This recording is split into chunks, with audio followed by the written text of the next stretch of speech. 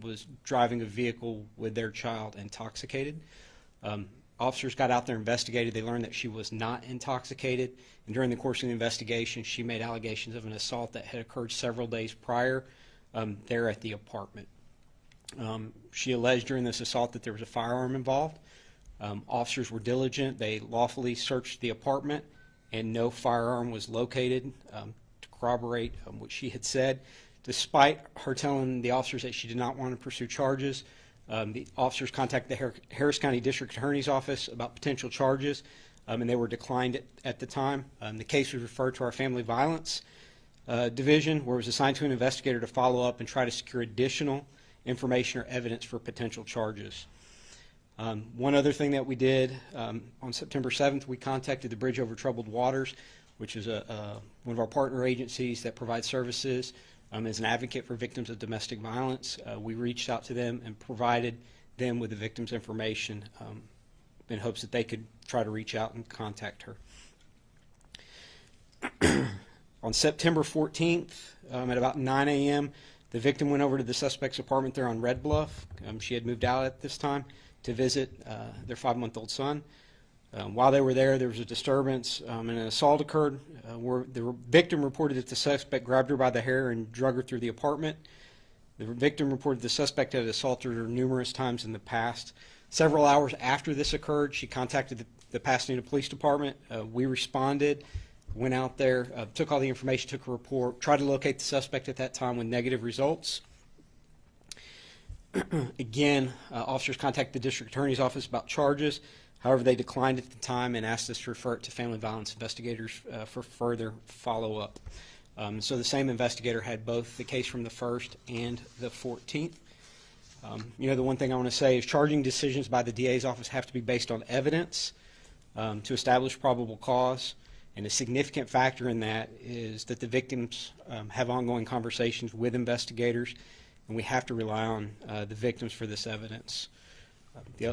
Close here just now. The domestic violence is a crime that we take very serious. We actually are the first agency in the state that we have started a partnership with the District Attorney's Office, the Bridge Over Troubled Waters, and some other social services to identify high-risk victims of intimate partner violence to try to break the cycle. So from an initial look, I believe our officers and investigators followed protocols, but this case highlights how quickly these cases can evolve. Investigators and officers are invested in these cases, and when a tragedy like this strikes, we always look to see if there's anything that we can do better. And again, we're going to have a press conference on Thursday to kick off Domestic Violence Awareness Month. And I'll take any questions. Can you tell us how old Ms. Gutierrez was? She was 38, and he was 30. The suspect. How she died? Gunshot wound. Did the father have custody, or was there any custody agreement? My understanding is he had custody. Do we have any idea at this point where he could be? Do y'all believe he's still in the country or in the area? We don't know for sure. I know he's got ties to Mexico, but I'm told that he hasn't spoken to them in a number of years. I think our big thing is, what do you want people to take away from this? Because I know that this family feels like, she did reach out to police. She reached out so many times. You're saying there wasn't enough evidence. So what is the takeaway? What should people do in these situations? So the biggest thing is trying to get out of it. And what I'll tell you anecdotally, what I see is oftentimes not having the resources to get out. And so while, criminal charges is one solution, the other is having the resources. There's oftentimes, a lot of mental abuse that goes on in these cases as well, and so becoming reliant, disconnecting them from family members, they don't work, and so they become reliant on the abusers oftentimes. And so, to me, really the important thing is trying to break that cycle. Like I said, criminal charges oftentimes are one step in that, but there's a lot more that goes on behind the scenes to try to break that cycle, and that's where, the resources that are out there and trying to connect folks. The Bridge Over Troubled Waters is a great, resource for that, and family members. Because oftentimes, people are aware that this is going on, but it's reporting it and then staying involved through the process after you report it. So did the system kind of fail in this perspective? Like, how are y'all looking at this? Just because your agency has been involved in this case for months now. Right. So we have to have, victims' cooperation throughout the process. And again, decisions are based on evidence, and, we have to have cooperation of the victims, for evidence. The offense that occurred or the report that was made on September 1st, that was actually from several days prior, where she made the allegation. And so, the officers, again, at this point, they searched the apartment to try to corroborate that, the gun, those things. And so, they took the steps to try to, take it to its end. And that's why it was assigned to an investigator at that point, because what other evidence can we find? Something, I say to push it across the finish line to get to probable cause.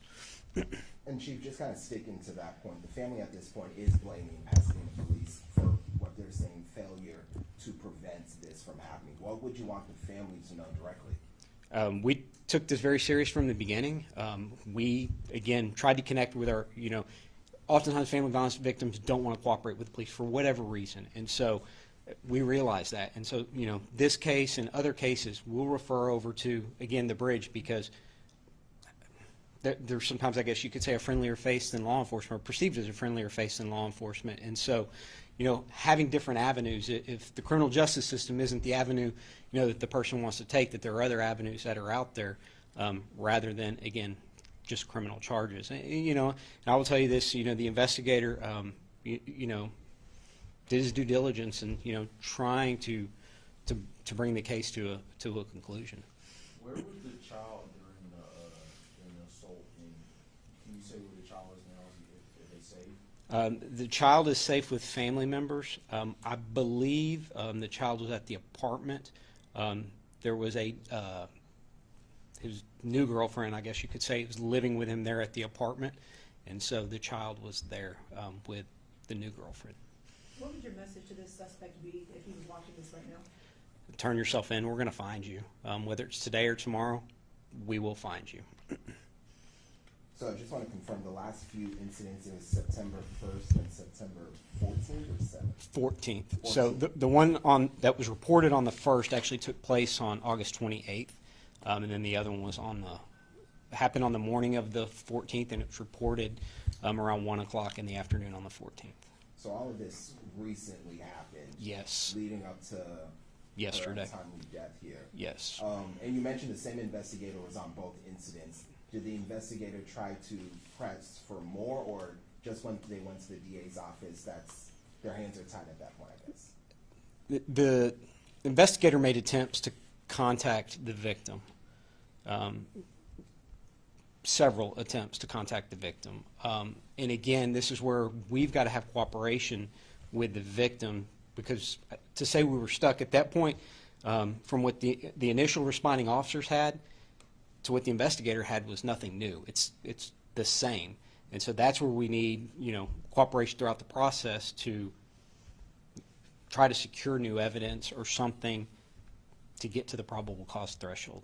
Do you know at that point if his background was ever looked into for prior cases? I am not sure of that. And just to be clear, you're only looking for one suspect right now? Only the one suspect, that's correct. What's the possible timeline of charges being upgraded? I know they want to move pretty quick on that. What my quick and what the DA's office is quick sometimes it's different, just because of the legal thresholds we got to get through. So Was the weapon found? to this point, it has not been located. Can we get some statements in Spanish?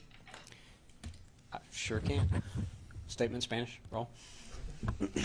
Anything else for me? Before I step away. So is there any chance that anybody else could be involved? Like, I know you said that the girlfriend was inside. Is there any chance that she could also be charged here? At this point, we don't have any evidence that anybody else was involved or assisted him. But that's the other thing. Anybody that helps him hide from this point forward, they could be charged.